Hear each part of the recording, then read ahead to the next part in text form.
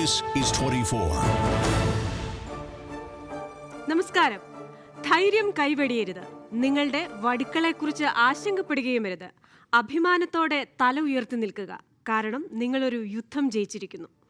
20ാമത്തെ വയസ്സിൽ ഹൃദയ ശസ്ത്രക്രിയയ്ക്ക് വിധേയയായി തനിക്ക് ലഭിച്ച മുറിപ്പാടിനെ അഭിമാനമായി കാണുന്ന മിഷേൽ ഹ്യൂസ്റ്റന്റെ വാക്കുകളാണിത്. ആശങ്കയ്ക്ക് ഇടകൊടുക്കാതെ സമ്മർദ്ദമേതുമില്ലാതെ ഹൃദയ ശസ്ത്രക്രിയയെ നേരിടാൻ കഴിയണം. അങ്ങനെ അതിജീവനത്തിന്റെ ഉദാഹരണമാകാൻ കഴിയട്ടെ എന്ന പ്രതീക്ഷയോടെ എല്ലാ പ്രേക്ഷകർക്കും ലൈവ് ഡോക്ടേഴ്സിലേക്ക് സ്വാഗതം.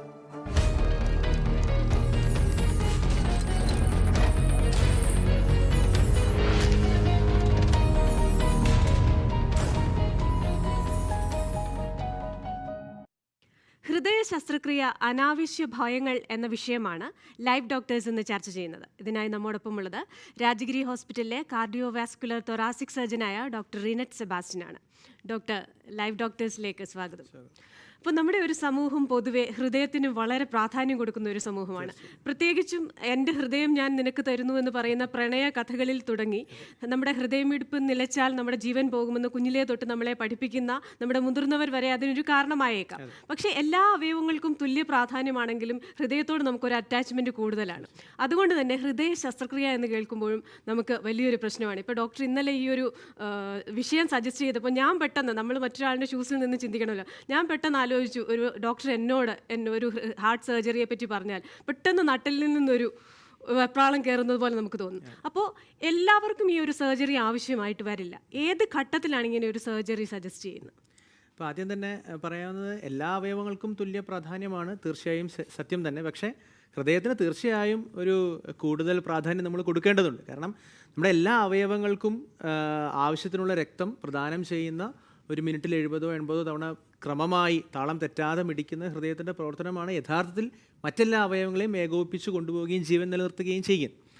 അപ്പോൾ ഈ ചോദിച്ചതുപോലെ നമ്മൾ ഹൃദയ ശസ്ത്രക്രിയകളെക്കുറിച്ച് സംസാരിക്കുമ്പോൾ പ്രധാനമായിട്ടും ബൈപ്പാസ് സർജറി, ഹൃദയത്തിൻ്റെ ആവശ്യമായി വരുന്ന ബൈപ്പാസ് സർജറിയെക്കുറിച്ചാണ് പൊതുജനങ്ങൾക്ക് കൂടുതലായിട്ടൊരു അവബോധം ആവശ്യമുള്ളത്. എല്ലാ ഹൃദയാഘാതങ്ങൾ വരുമ്പോഴും അല്ലെങ്കിൽ നെഞ്ചുവേദന വരുമ്പോഴും അതെല്ലാം തന്നെ ഹൃദയ ശസ്ത്രക്രിയയിൽ എത്തിച്ചേരുന്നില്ല. എല്ലാ നെഞ്ചുവേദനകളും പലപ്പോഴും ഹൃദയവുമായി ബന്ധപ്പെട്ടതുപോലുമല്ല. ഹൃദയവുമായി ബന്ധപ്പെട്ടതായ നെഞ്ചുവേദനകൾ പോലും നമ്മളൊരു കാർഡിയോളജിസ്റ്റിൻ്റെ സഹായത്തോടു കൂടി അതിനെ ഇവാലുവേറ്റ് ചെയ്യുന്നു, അതിനെ പഠിക്കുന്നു, ആവശ്യമെങ്കിൽ ടെസ്റ്റുകൾ ചെയ്യുന്നു. എക്കോ, TMT അല്ലെങ്കിൽ ആൻജിയോഗ്രാം, കൊറോണറി ആൻജിയോഗ്രാം മുതലായ ടെസ്റ്റുകൾ ചെയ്യുന്നു. അങ്ങനെ ആ ടെസ്റ്റുകൾക്ക് ശേഷം ഹൃദയത്തിൽ ബ്ലോക്കുകളുണ്ടെന്ന് കണ്ടുപിടിക്കുന്നു. ഇത്തരം ബ്ലോക്കുകൾക്ക് സർജറിയാണ് ഉത്തമം എന്ന് ഒരു തീരുമാനം ഒരു കാർഡിയോളജിസ്റ്റിൻ്റെ സൈഡിൽ നിന്ന് അല്ലെങ്കിൽ കാർഡിയാക് സർജൻ്റെ സൈഡിൽ നിന്ന് വരുന്ന പേഷ്യൻസിന് മാത്രമാണ് യഥാർത്ഥത്തിൽ ഹൃദയ ശസ്ത്രക്രിയ ആവശ്യമുള്ളൂ. അല്ലെങ്കിൽ എല്ലാവരെയും പിടിച്ച് സർജറി ചെയ്ത് ആ ബ്ലോക്കുകൾ മാറ്റുന്ന ഒരു പരിപാടിയുടെ ആവശ്യമില്ല.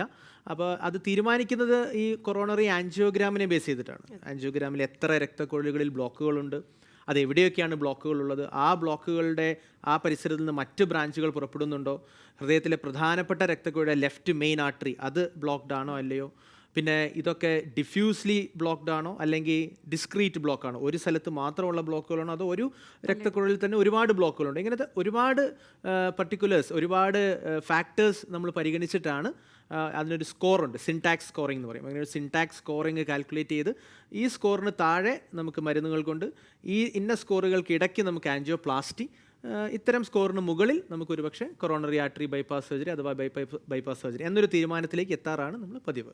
അപ്പോൾ ഇതിലും സങ്കീർണമായ സർജറിയും ഉണ്ടാവും. പക്ഷേ ഈ ബൈപ്പാസ് സർജറിയിൽ ശരിക്കും ഡോക്ടർ എന്താണ് ചെയ്യുന്നത്? കാരണം പലർക്കും ഉണ്ട് ഹൃദയം തുറന്ന് വളരെ പ്രശ്നങ്ങളൊക്കെ ഉണ്ടാക്കുന്ന ഒരു സർജറിയാണ്. പക്ഷേ അവിടെ ആ രക്തക്കുഴലിൻ്റെ ആ ഒരു മാറ്റമാണ് അവിടെ വരുത്തുന്നത്. അപ്പോൾ അതെങ്ങനെയാണ് ചെയ്യുന്നത്? അപ്പോൾ ഈ പറഞ്ഞതുപോലെ ഹൃദയത്തിൻ്റെ ശസ്ത്രക്രിയയിൽ വെച്ച് ബൈപ്പാസ് ഓപ്പറേഷൻ വളരെ കോമണായി ചെയ്യുന്ന ഒന്നാണ്. തീർച്ചയായും ഇതിനേക്കാൾ കോംപ്ലിക്കേറ്റഡ് ആയ സങ്കീർണമായ മറ്റ് ശസ്ത്രക്രിയകൾ ഹൃദയത്തിൽ ചെയ്യാറുണ്ട്.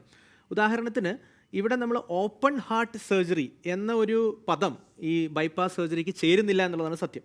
പലപ്പോഴും ഹൃദയം നമ്മൾ തുറക്കേണ്ടി വരുന്നില്ല. ഹൃദയത്തിന് ആവശ്യമായ രക്തം പമ്പ് ചെയ്യുന്ന, രക്തം വഹിച്ചു കൊണ്ടുപോകുന്ന രക്തക്കുഴൽ ഹൃദയത്തിൻ്റെ അകത്തല്ല, ഹൃദയത്തിൻ്റെ ഉപരിതലത്തിലാണ്. എപ്പിക്കാർഡിയം, അതായത് ഹൃദയത്തിന് ഏറ്റവും പുറമേയുള്ള ആ ഒരു സ്ഥലത്തിലാണ് നമുക്ക് ഈ എപ്പിക്കാർഡിയൽ കൊറോണറി ആർട്ടറീസ് ഉള്ളത്. അപ്പോൾ ഹൃദയത്തിൻ്റെ ഉപരിതലത്തിൽ തന്നെ നമുക്ക് ഈ ആർട്ടറീസ് കാണാൻ പറ്റും, ഈ രക്തക്കുഴൽ കാണാൻ പറ്റും. അവിടെയുള്ള ബ്ലോക്കുകളെ നമ്മൾ എടുത്ത് നീക്കം ചെയ്യുകയല്ല ചെയ്യുന്നത്.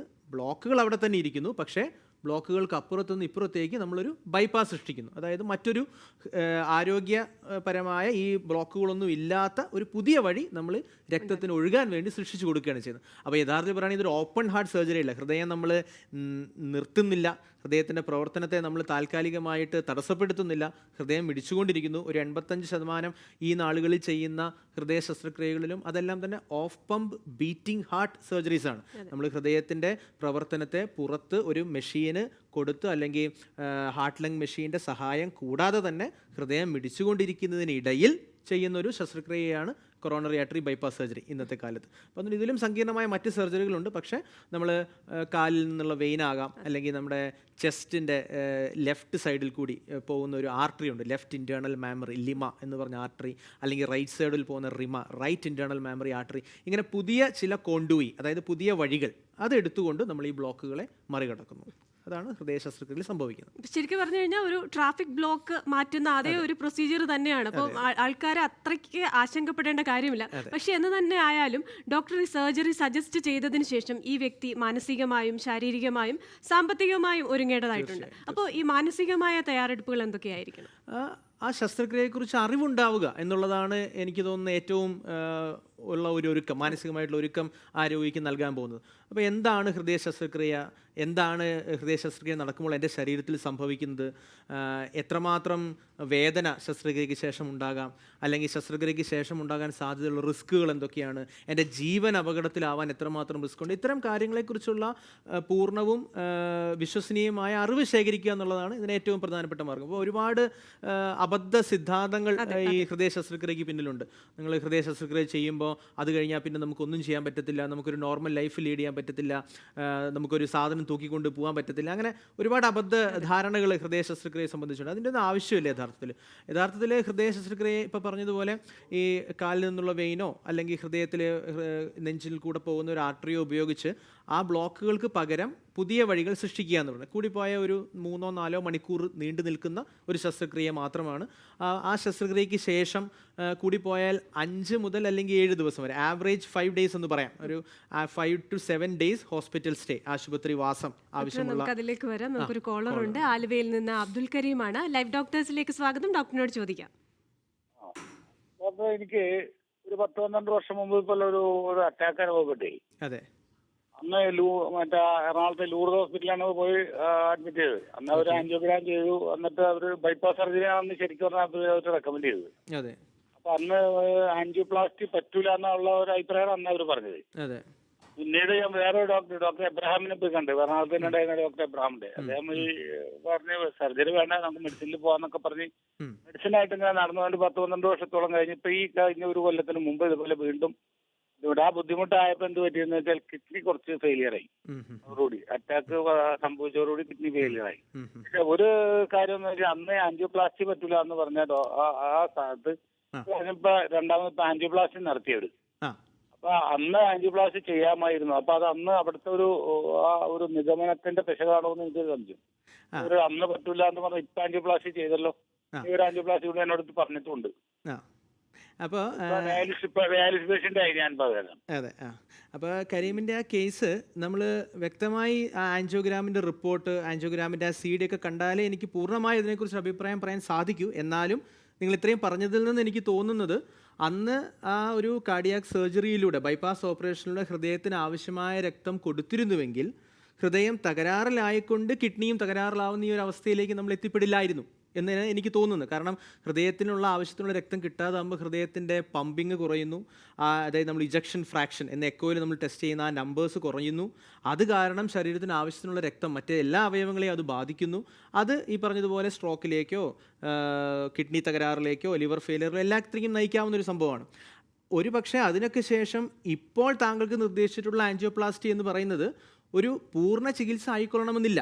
ഏറ്റവും പ്രധാനപ്പെട്ട ബ്ലോക്കുകളെ ഒരല്പമെങ്കിലും മാറ്റാനോ കുറയ്ക്കാനോ വേണ്ടിയുള്ള ഒരു ടെസ്റ്റ് ആയിരിക്കാം. അപ്പോൾ അതിനെക്കുറിച്ച് പൂർണ്ണമായിട്ട് എനിക്ക് പറയണം എന്നുണ്ടെങ്കിൽ താങ്കളുടെ ആ ടെസ്റ്റിൻ്റെ റിപ്പോർട്ടോ ആൻജിയോഗ്രാം CD ശേഷമേ നമുക്ക് അറിയാൻ പറ്റുള്ളൂ. പക്ഷേ നിങ്ങൾ പറഞ്ഞതിൽ നിന്നൊന്ന് വ്യക്തമാണ്, അന്ന് കിഡ്നിക്ക് കുഴപ്പമുണ്ടാവാതിരുന്ന ഒരാൾ പിന്നീട് കിഡ്നിക്ക് പ്രശ്നം നേരിടുന്നൊരു ഘട്ടത്തിലേക്ക് എത്തി. അപ്പോൾ ആ കാര്യങ്ങൾ ഒഴിവാക്കാൻ ഈ ആൻജിയോഗ്രാമിനെ ബേസ് ചെയ്ത് അന്ന് ഡോക്ടർ നിർദ്ദേശിച്ചിരുന്ന ആ ചികിത്സയ്ക്ക് അനുസരിച്ച് പോകുന്നതായിരുന്നു നല്ലതെന്ന് നമുക്ക് തോന്നുന്നു.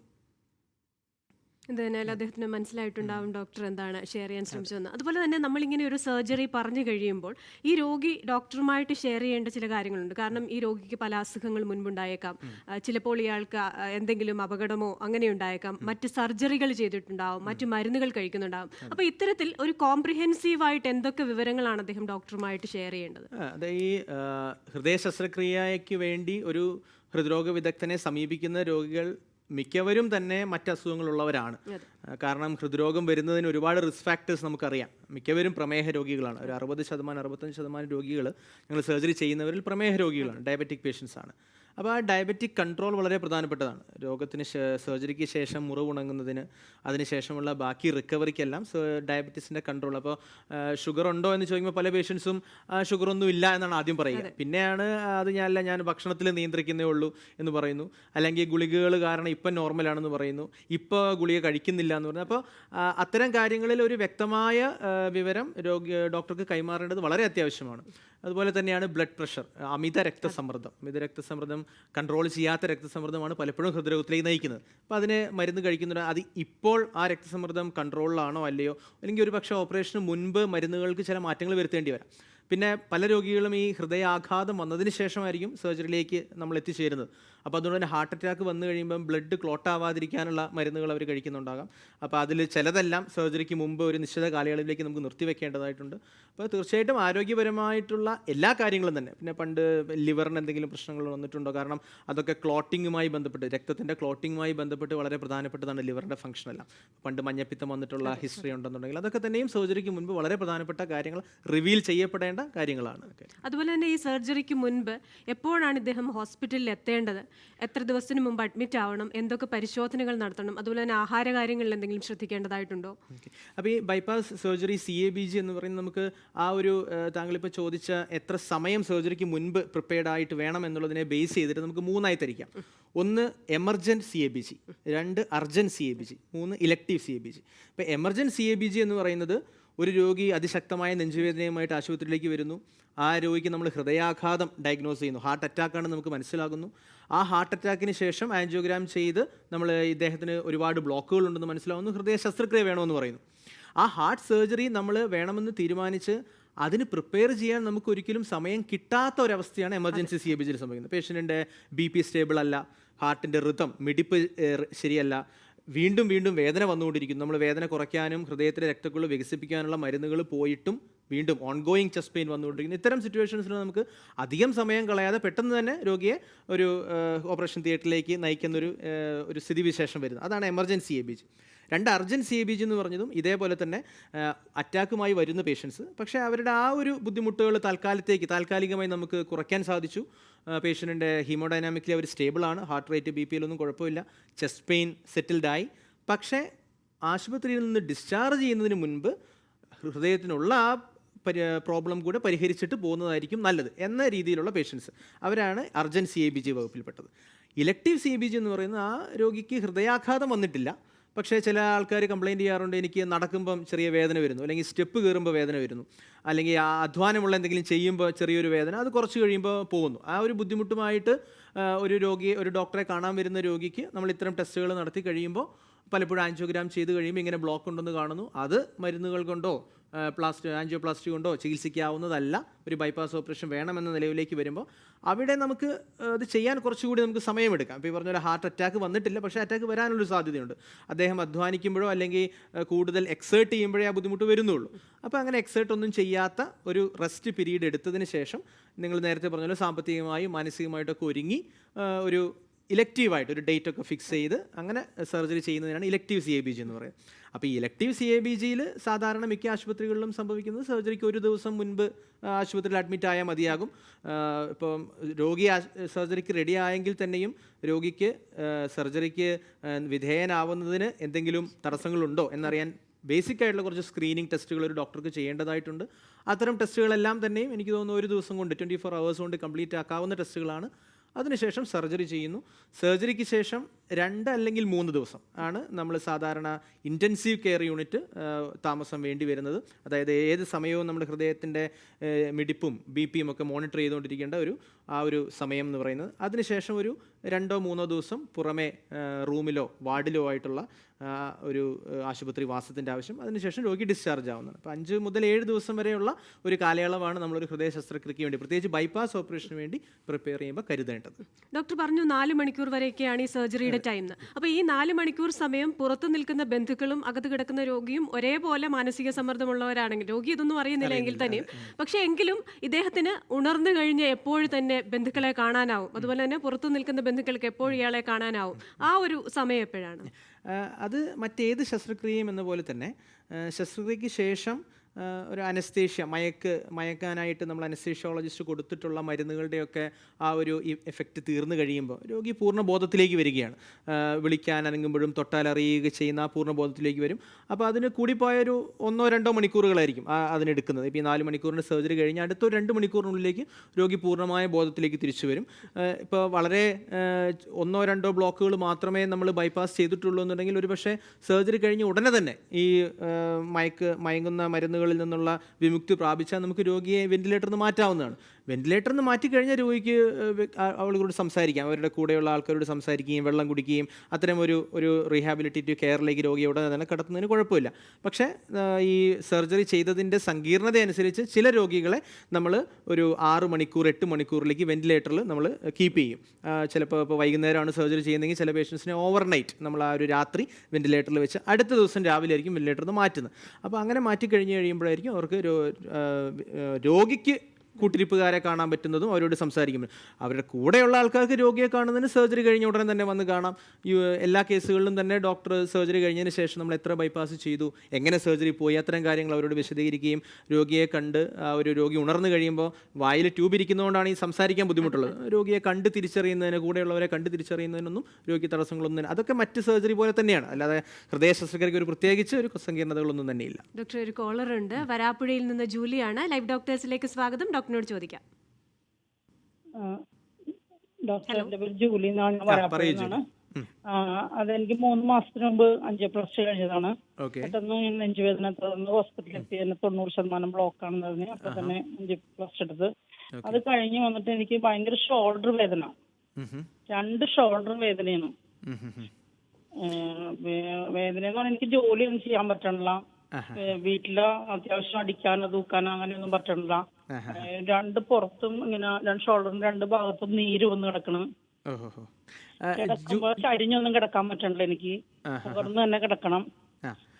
ജൂലിക്ക് പ്രമേഹ രോഗമുണ്ടോ? ജൂലിക്ക് ഡയബറ്റീസ് ഉണ്ട്. ഒരു 2 വർഷമായി തുടങ്ങിയിട്ട്. ഈ ഷോൾഡർ പെയിൻ, ഈ ഒരു ഹൃദയാഘാതം അല്ലെങ്കിൽ ഹാർട്ട് അറ്റാക്ക് വരുന്നതിന് മുമ്പ് ജൂലിക്ക് ഫീൽ ചെയ്തിട്ടുണ്ടോ? ഇല്ല. അപ്പോൾ ഞാൻ മനസ്സിലാക്കിയത്തോളം ആൻജിയോപ്ലാസ്റ്റി എന്ന് പറയുന്നത് യഥാർത്ഥത്തിൽ ഹൃദയ ശസ്ത്രക്രിയയല്ല. ജൂലിക്ക് അത് ചെയ്തത് മിക്കവാറും കയ്യിൽ അല്ലെങ്കിൽ കാലിലൂടെ ഒരു ചെറിയ വയറ് കയറ്റിയിട്ട് ചെയ്യുന്ന പരിപാടിയായിരിക്കും അല്ലേ? അങ്ങനെയല്ലേ ചെയ്തത്? കയ്യിൽ കൂടെ. അപ്പോൾ അത് ആ പ്രൊസീജിയറുമായി ബന്ധപ്പെട്ട് ഈ ജൂലി പറയുന്ന ഷോൾഡർ പെയിൻ ഉണ്ടാവാനുള്ള സാധ്യത കുറവാണ്. പക്ഷേ ഡയബറ്റിക് പേഷ്യൻസിൽ, പ്രമേഹ രോഗികളിൽ പൊതുവേ പറയുന്നൊരു പ്രശ്നമാണ് ഫ്രോസൺ ഷോൾഡർ എന്ന് പറഞ്ഞിട്ട്. അതായത് നമ്മുടെ ജോയിൻറ്റുകൾ, എസ്പെഷ്യലി ഷോൾഡർ ജോയിൻറ്റുകളിൽ അതിൻ്റെ മസിലിൻ്റെ ഒക്കെ വരുന്ന നീർക്കെട്ടും ഒക്കെ കാരണം വരാവുന്ന ഒരു പ്രശ്നമാണ് ഈ ഫ്രോസൺ ഷോൾഡർ. പലപ്പോഴും നമുക്ക് കൈ ഉയർത്താനും പൊക്കാനും ഒക്കെ ഉള്ള ബുദ്ധിമുട്ട്, കൈക്ക് ശക്തമായ നീര്. അപ്പോൾ എനിക്ക് തോന്നുന്നത് ഈ ആൻജിയോപ്ലാസ്റ്റിയുമായിട്ട് അതിനെ ബന്ധപ്പെടുത്തണമെന്നില്ല. ഒരു പക്ഷേ പ്രമേഹവുമായി ബന്ധപ്പെട്ട ഒരു ഫ്രോസൺ ഷോൾഡർ സിൻഡ്രോം ആയിരിക്കാം. ഒരു എനിക്ക് കൺട്രോളിംഗിലാണ്. അതെ. അപ്പോൾ പ്രമേഹ രോഗികളിലാണ് സാധാരണ ഈ പറഞ്ഞതായിട്ടുള്ള നിർബന്ധമില്ല. പക്ഷേ എനിക്കൊന്നൊരു ഫിസിയാട്രിസ്റ്റ്, ഫിസിക്കൽ മെഡിസിൻ ആൻഡ് റീഹാബിലിറ്റേഷൻ്റെ ഒരു ഡോക്ടറെ കണ്ട് ആവശ്യമായ എക്സസൈസുകളോ അങ്ങനത്തെ കാര്യങ്ങളൊക്കെ വേണോ, ഇപ്പോൾ അല്ലെങ്കിൽ ഒരു ഓർത്തോപീഡിഷനെ പോലെ കണ്ട് എന്തെങ്കിലും എക്സ്റേയുടെ ആവശ്യങ്ങളുണ്ടോ, ആ ഒരു രീതിയിൽ അത് മുമ്പോട്ട് പോകുന്നതായിരിക്കാം നല്ലത്. ഹൃദയവുമായിട്ട് ബന്ധപ്പെട്ട ഒരു പ്രശ്നമായിക്കൊള്ളണമെന്നില്ല 2 ഷോൾഡറിനും വരുന്ന ഈ പ്രശ്നം കേട്ടോ. അപ്പോൾ അതുപോലെ തന്നെ പലർക്കും ചിലപ്പോൾ സിനിമകളിലൊക്കെ കണ്ടതുകൊണ്ടാവും, കഥകളിൽ വായിച്ചതുകൊണ്ടാവും ICU എന്ന് പറഞ്ഞു കഴിഞ്ഞാൽ ഒരു ഫോബിയ പോലെയാണ്. കാരണം ICU എന്ന് പറയുന്നത് ജീവനും മരണത്തിനും ഇടയിലുള്ള എന്തോ ഒരു നൂൽപ്പാലം പോലെയാണ്. അപ്പോൾ പലരും വളരെയധികം സമ്മർദ്ദം അനുഭവിച്ചുകൊണ്ട് തന്നെയാണ് ഈ ICUവിൽ കിടക്കുന്നത്. അപ്പോൾ ഈ ICUവിനെ നമ്മൾ ഇത്രയധികം പേടിക്കേണ്ടതുണ്ടോ? തീർച്ചയായിട്ടും ICUവിനെ ഇങ്ങനെ പേടിക്കേണ്ട ആവശ്യമില്ല. ICU യഥാർത്ഥത്തിൽ മോണിറ്ററിങ് ആവശ്യമുള്ളതുകൊണ്ട് നമ്മൾ ICUയിൽ കിടന്നത്. അപ്പോൾ ഇപ്പോൾ രോഗി മുറിയിലാണെന്നുണ്ടെങ്കിൽ രോഗിയുടെ ഹൃദയമിടിപ്പും ബ്ലഡ് പ്രഷറും ഒക്കെ ഏത് സമയവും ഒരു മോണിറ്ററിൽ കണ്ടുകൊണ്ടിരിക്കേണ്ട ആവശ്യമില്ലാത്ത രോഗികളാണ് മുറിയിലുള്ളത്.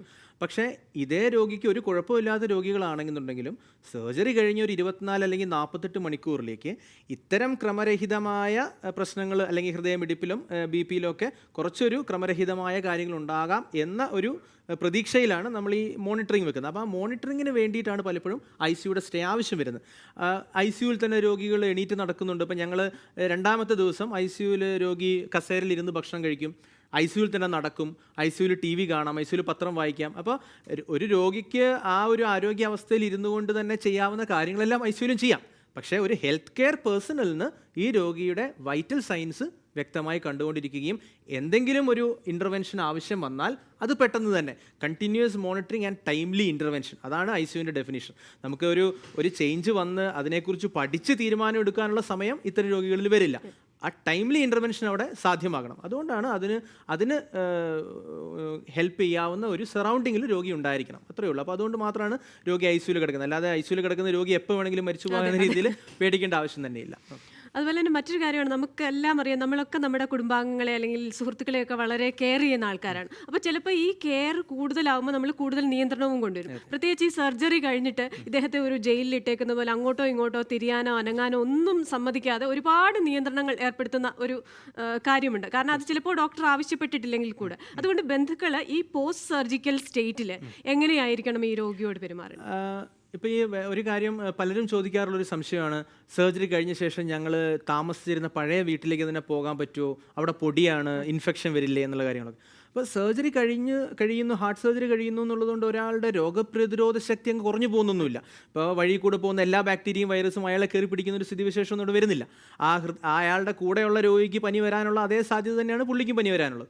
പക്ഷേ സർജറി കഴിഞ്ഞ് നിൽക്കുന്നൊരവസ്ഥയിൽ ഈ പനിയോ ബുദ്ധിമുട്ടോ ഒക്കെ വരുന്നാൽ അദ്ദേഹത്തിന് അത് സഹിക്കാൻ കുറച്ച് ബുദ്ധിമുട്ടായിരിക്കും എന്നുള്ളതുകൊണ്ട് മാത്രമാണ് നമ്മൾ ആ കാര്യത്തിൽ കെയർ വേണമെന്ന് പറയുന്നത്. പക്ഷേ അത് വിചാരിച്ച് രോഗിയുടെ അടുത്ത ബന്ധുക്കളുമായി സംസാരിക്കുന്നതിനോ അടുത്തിടപഴകുന്നതിനൊന്നും നിയന്ത്രണം വരുത്തേണ്ട ആവശ്യമില്ല. കാരണം നമ്മുടെ അടുത്ത ബന്ധുക്കളും രോഗിയെ പരിചരിക്കണമെന്ന് ആഗ്രഹമുള്ളവരാണെങ്കിൽ, അവർ പനിയോ ബുദ്ധിമുട്ടോ ഉള്ളവരാണെങ്കിൽ അവർ രോഗിയുടെ അടുത്ത് വരുത്തില്ല. പക്ഷേ ഇപ്പോൾ രോഗിയെ വിസിറ്റ് ചെയ്യാൻ വേണ്ടി ഒരു അൺഹെൽത്തി ആയിട്ട് രീതിയിൽ അയൽക്കാരും സുഹൃത്തുക്കളും അങ്ങനെ ഒരുപാട് പേര് കാണാൻ വരുമ്പോൾ ഇതിൽ ആർക്കൊക്കെയാണ് പനി, ആർക്കൊക്കെയാണ് ബുദ്ധിമുട്ട് നമുക്ക് അറിയാത്തൊരവസ്ഥ വരികയാണെന്നുണ്ടെങ്കിൽ തീർച്ചയായും അവരെ നിയന്ത്രിക്കാൻ വേണ്ടി നമുക്ക് വേണമെങ്കിൽ പറയാം അധികം സന്ദർശകർ വേണ്ട എന്നുള്ളത്. പക്ഷേ അത് രോഗിയെ ഒരു അടച്ചിട്ട മുറിയിലിട്ട് ഒരു ജയിലിലിട്ടതുപോലെയുള്ള ഒരു ഫീലിങ്ങിലേക്ക് ആ രോഗി വരേണ്ട ആവശ്യമൊന്നും തന്നെയില്ല. അതുപോലെ ചില ആൾക്കാരുണ്ട് സർജറി കഴിഞ്ഞാൽ ഒരു പുതിയൊരു ഫ്ലാറ്റ് എടുത്ത് അങ്ങോട്ടേക്ക് മാറും, പഴയ അവിടെ പശുവുണ്ട്, കാളയുണ്ട്, അങ്ങനെയൊക്കെ പറഞ്ഞിട്ട്. പക്ഷേ ഞങ്ങൾ വിശ്വസിക്കുന്ന ഒരു കാര്യം, രോഗിയുടെ ആശുപത്രിവാസം കഴിഞ്ഞാൽ അദ്ദേഹത്തിൻ്റെ ഹീലിംഗ്, അദ്ദേഹത്തിൻ്റെ സൗഖ്യം ഏറ്റവും ഭംഗിയായി നടക്കുന്നത് ആ രോഗി ചെലവഴിച്ച മുറിയിൽ, ആ രോഗി ഭക്ഷണം കഴിച്ച അടുക്കള, ആ രോഗി നിരന്തരം ഉപയോഗിക്കുന്ന ടോയ്ലറ്റ്, അത്തരം ഒരു സാഹചര്യത്തിലേക്ക് എത്രയും പെട്ടെന്ന് എത്തുന്നതാണ് പലപ്പോഴും രോഗത്തിൻ്റെ സൗഖ്യത്തിന്, ആ ഹീലിങ്ങിന് എപ്പോഴും നല്ലത്. പലപ്പോഴും ഹോസ്പിറ്റലിൽ പലപ്പോഴും ഉറക്കം ശരിക്കും കിട്ടില്ല. പക്ഷേ രോഗി ആ പഴയ വീട്ടിലേക്ക് വരുന്നതോടെ രോഗിയുടെ ഉറക്കവും ആ ഉണർവും ഒക്കെ വീണ്ടും ആ താളത്തിലേക്ക് വരികയാണ് ചെയ്യുന്നത്. അപ്പോൾ അതുകൊണ്ട് ഒരുപാട് നിയന്ത്രണങ്ങളുടെയോ അങ്ങനത്തെ അനാവശ്യ പേടിയുടെയോ ഒന്നും ഹൃദയ ശസ്ത്രക്രിയക്ക് ശേഷം ആവശ്യമില്ല. അതുപോലെ തന്നെ പല ഹാർട്ട് ഡിസീസിനും ഒരു കാരണമാണ് ജെനറ്റിക്കൽ ഇഷ്യൂസ്. അപ്പോൾ അതുകൊണ്ട് തന്നെ ഒരു വീട്ടിൽ ഒരാൾക്ക് ഇതുപോലെ ഒരു ഹാർട്ട് സർജറി വന്നതിന് ശേഷം അദ്ദേഹത്തിന് എന്തായാലും പ്രത്യേക ഡയറ്റ് കുറച്ച് നാളെങ്കിലും ഫോളോ ചെയ്യേണ്ടി വരും. അപ്പം ആസ് എ ഫാമിലി അവരൊരു പ്രത്യേക ഡയറ്റും ഒരു പ്രത്യേക ശീലങ്ങളും വ്യായാമവും ഒക്കെ തുടരുന്നത് നന്നായിരിക്കില്ലേ? അതെ, അത് ഈവൻ എൻ്റെ ഫാമിലിയിൽ ഒരാൾക്ക് ഹാർട്ട് സർജറി വരാൻ വേണ്ടി അതിന് കാത്തു നിൽക്കണമെന്നില്ല. ഏതൊരു വ്യക്തിക്കും ഹൃദയത്തിന് ആരോഗ്യകരമായിട്ടുള്ള ശീലങ്ങളിലേക്ക് കടക്കുന്നത് വളരെ നല്ലതാണ്. അതിൽ ഈ പറഞ്ഞതുപോലെ ഭക്ഷണക്രമങ്ങളുണ്ട്. ട്രാൻസ് ഫാറ്റ് കുറച്ചിട്ടുള്ള, കൊഴുപ്പ് കുറച്ചിട്ടുള്ള ഭക്ഷണം, പ്രമേഹം വരാൻ സാധ്യതയുണ്ടാക്കുന്ന, പ്രമേഹം ഇല്ലെങ്കിൽ കൂടി മധുരത്തിൻ്റെ അധികമായിട്ടുള്ള ഉപയോഗം കുറയ്ക്കുക, രക്തസമ്മർദ്ദം കൂട്ടാൻ സാധ്യതയുള്ള ഉപ്പ് ധാരാളമായി കഴിക്കുന്ന അവസ്ഥ കുറയ്ക്കുക, അത്തരം ആരോഗ്യപരമായ ഭക്ഷണശീലങ്ങൾ തുടരുക, അത് വളരെ പ്രധാനപ്പെട്ടതാണ്. പൊണ്ണത്തടി, നമ്മുടെ ഹൈറ്റിനനുസരിച്ചുള്ളൊരു തൂക്കം ഓരോ വ്യക്തിക്കും ഉണ്ട്. അപ്പോൾ ആ ഒരു തൂക്കം നിയന്ത്രിക്കുന്ന രീതിയിലുള്ള കാര്യങ്ങളിലേക്ക് നമ്മൾ ശ്രദ്ധിക്കണം. 3, വ്യായാമം, സ്ഥിരമായിട്ടുള്ള വ്യായാമം. വേൾഡ് ഹെൽത്ത് ഓർഗനൈസേഷൻ്റെയൊക്കെ റെക്കമെൻഡേഷൻ അനുസരിച്ച് ഒരു ആഴ്ചയിൽ അറ്റ്ലീസ്റ്റ് ഒരു ദിവസം അരമണിക്കൂറെങ്കിലും, അതായത് ഒരു 2.5 മണിക്കൂർ ഒരാഴ്ചയിൽ നമുക്ക് വ്യായാമത്തിന് വേണ്ടി ചിലവഴിക്കാൻ പറ്റുമെങ്കിൽ വളരെ നന്നായിരിക്കും. പിന്നെ ഇത്തരം കാര്യങ്ങളെല്ലാം തന്നെ നമ്മുടെ ഫാമിലിയിൽ ഒരാൾക്ക് ഹൃദയ ശസ്ത്രക്രിയ വന്നിട്ടുണ്ടെങ്കിൽ തീർച്ചയായും കൂടുതൽ ശ്രദ്ധയോടുകൂടി അത് ചെയ്യാം. കാരണം 40 വയസ്സുകളിലും 50 വയസ്സുകളിലൊക്കെ പലപ്പോഴും ഹൃദയത്തിന് ബുദ്ധിമുട്ട് വരുന്നതിൻ്റെ ഒരു കാരണം നമ്മൾ ഈ കാര്യങ്ങളൊക്കെ ശ്രദ്ധിച്ചാലും ജനിതകമായി അതിനുള്ളൊരു സാധ്യത ഉണ്ട് എന്നുള്ളതുകൊണ്ടാണ്. അപ്പോൾ അത്തരം സാധ്യതയുള്ളവർ പ്രത്യേകിച്ചും തീർച്ചയായും ഈ കാര്യങ്ങൾ കൂടുതൽ ശ്രദ്ധിക്കുന്നത് നന്നായിരിക്കും. അപ്പോൾ ഇന്നത്തെ നമ്മുടെ ലൈവ് ഡോക്ടേഴ്സിൻ്റെ സമയം ഇവിടെ കഴിയുകയാണ്. ഡോക്ടർ വളരെ ഭംഗിയായിട്ട് ഇത്തരം കാര്യങ്ങൾ പറഞ്ഞു തന്നു. വളരെ നന്ദി ഡോക്ടർ. വീണ്ടും വരിക. അപ്പോൾ പ്രേക്ഷകർ ഇതൊക്കെ കേട്ടിട്ടുണ്ടാവും. നമ്മളുടെ ഹൃദയ ശസ്ത്രക്രിയ എന്ന് കേൾക്കുമ്പോൾ ഒരിക്കലും പേടിക്കേണ്ട കാര്യമില്ല. അത് നമ്മുടെ ആയുസ്സിനെയും ആരോഗ്യത്തിനെയും നീട്ടിത്തരാനുള്ള ഒരു ഉപാധി മാത്രമാണ്. അതുപോലെ തന്നെ ശസ്ത്രക്രിയ വരെ കാത്തിരിക്കാതെ ആരോഗ്യ സംരക്ഷണത്തിനുള്ള നടപടികൾ ചെയ്യുക. നാളെ മറ്റൊരു വിഷയവുമായി വീണ്ടും കാണാം. നമസ്കാരം.